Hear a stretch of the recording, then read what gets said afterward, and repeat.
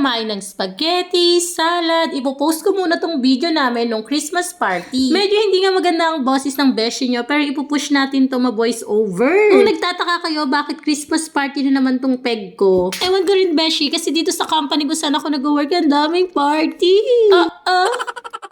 Okay lang naman sa akin mga beshi ko kung maraming party, basta maraming take out.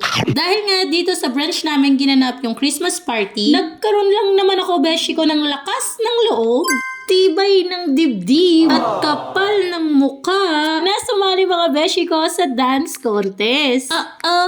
Dahil nga dyan mga beshi ko, hindi ako kumain gaano. Kaya naman mga beshi ko, ang ginawa ko na lang talaga ay mag-inom.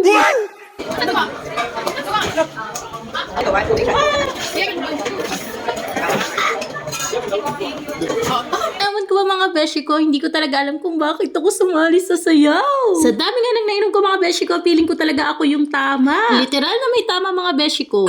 Sa tagal nga na sayaw namin mga beshi ko, sa iisang step lang pala kami magkakasabay-sabay. After nga namin sumayaw mga beshi ko, abay, hindi ko kinaya yung next performer.